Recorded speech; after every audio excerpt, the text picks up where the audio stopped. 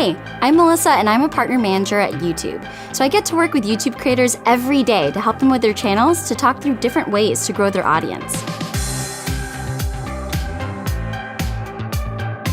The goal of Channel Checkup is to show you how you can analyze your own channel by taking you step by step through a typical meeting with a partner manager. Today, I'm here with YouTube creator Laura Kampf.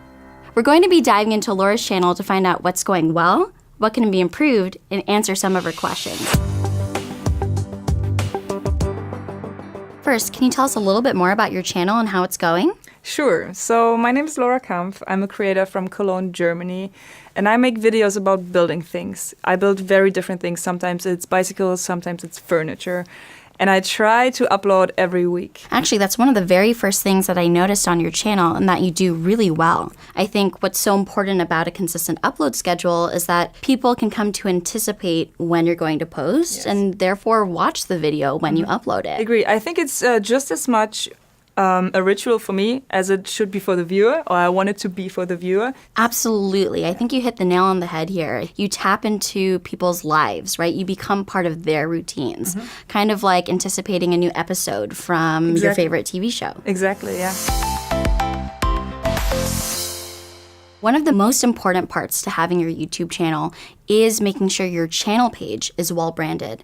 And that's simply because this is the page where people go to discover more of your content and also understand your brand. Who are you and what kind of videos do you make? Yeah. Tell me a little bit more about how you decided to create your banner, for example. Do you think that accurately describes who you are? No, honestly not. I think my banner is super outdated and I should definitely work on this. I think it is a nice image and there is some dynamics to it, but it's not communicating who I am at all. I think it's the wrong strategy, to be honest. Yeah, I think it's a fine line between artsy but also telling and conveying what your actual message is. Some best practices for having a channel banner are making sure you have an upload schedule, including a photo of yourself, or maybe even having some sort of guiding text that talks about the type of content you cover, or maybe even the items that you're building. Exactly. I think the banner should probably have my face and should be a lot cleaner, and then maybe new videos every Sunday instead of new videos every week.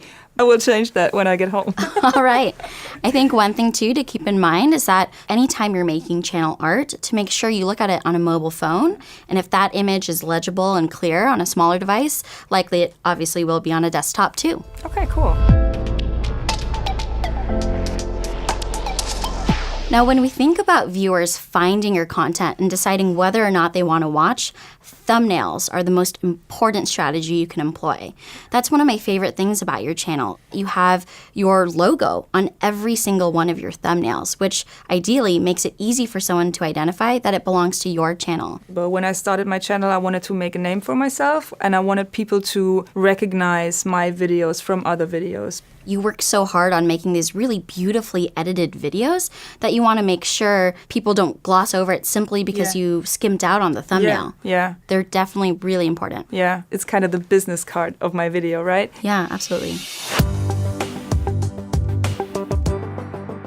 One of my favorite parts about your channel is that you have plenty of playlists. You cover all the different types of content you offer, vlogs, building things, of different events that you attend. One thing that you can do is actually create a section for each one of the playlists that you have. Like we see here for uploads, and also here for popular uploads. What you can do is create a section for every single playlist you have to better showcase the diversity of content that you make, and also make it easily accessible for somebody to click and watch more. Yeah, that makes sense.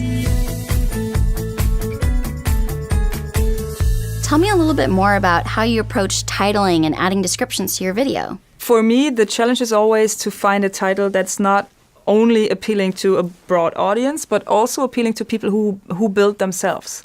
And there's a difference. So that's always the trick for me, to find a balance between these two worlds.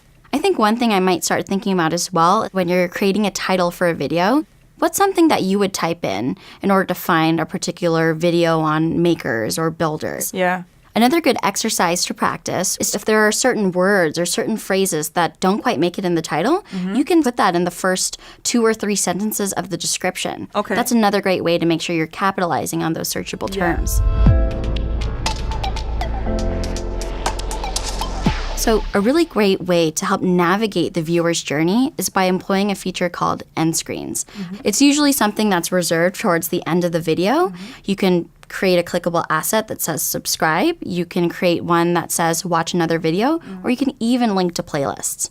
How do you like to use end screens? I try to link to playlists if that's applicable, and I also try to offer a subscription. So these are the two things I always do. I think playlist is always better because there's a bigger chance that people, get hooked on my content and watch the next video and the next video, and that's what I want. Also, if I'm doing a video on a series, of course, I'm going to link to the other videos of this series. So given that a lot of your older videos still get a lot of views, one great tip you can use is putting end screens on those videos as well. Yeah. That ensures anytime somebody lands on any one of your videos, they can go and find another one really easily. Yeah, that makes a lot of sense. That's something, for some reason, I never consider changing old videos. Absolutely. But I will do that. Another thing to keep in mind is there are really cool features in analytics that a lot of people don't know about. One of the number one things that I look at is obviously your overview report. This is usually the first thing that you're brought to. I personally like to look at the last 90 days because I think this is a good amount of time and a good amount of data to look at. Yeah. Watch time is one of the single most important metrics to YouTube because it indicates whether or not somebody's even engaged with your content. So what do you think these spikes mean? That's hopefully when I uploaded the video. Right. No, you're absolutely right. That would be ideal, right? That every time you post, somebody watches the video. Yeah. And so one easy way that you can check this is actually by comparing it with your videos published. I've never seen that. But generally, if we see that there are spikes aligned here, then we know that people are generally leaned in. One thing that you can do is actually select the multi-line chart. So if we were to click on that, we're now able to identify the specific videos that cause these particular spikes. So we know that this spike came all from the super fast drill-powered boat motor, which is one of your most recent videos and is performing extremely well. This also kind of begs the question, how can we look specifically at that video's analytics? And that would lead me to audience retention. How long are people actually watching? Oh yeah, that's interesting. We can actually click on that video and see the retention report for that video. I would say there are three major things. One is when the line dips. This would indicate that whatever's happening at a given moment isn't compelling for the viewer. So they're actually leaving the video. I would say the second thing too is that a majority of the video is a relatively flat line. This would indicate that people are compelled by the content they're seeing and they're staying to watch. In the very end, we see a bump right here. Yeah.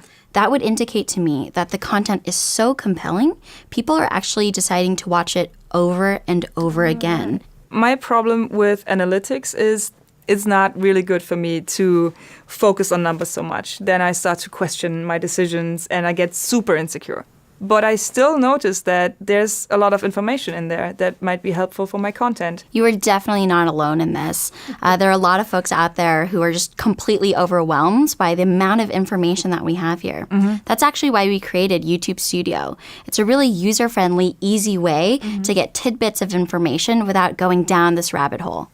Oh, okay, so it tells me right away if the video is performing well or not so well. That's great. This is exactly what I need. I just need a little bit of reassurance and the numbers that tell me it's all fine, you're doing well, you can go create now. That's perfect. Well, I hope this was helpful. Were there any main takeaways? Yeah, absolutely. There are tons of things. So the first thing is I'm going to change the channel banner, make it a bit more cleaner, maybe make it say every Sunday and not every week to build a little bit more routine. Also going back to older videos, checking the end screens. I think that's also a very good tip. Then I will update the sections and implement my playlists. And also, you helped me with my fear of the analytics. Thank you so much. Yeah, of course. Now that Laura was able to figure out some concrete action items for her channel, we want to hear from all of you. Let us know in the comments what you learned and want to implement on your own channel. And if you're interested in how channels get partner managers, check out this resource. Be sure to subscribe and check out more awesome videos on the YouTube Creators channel. Bye!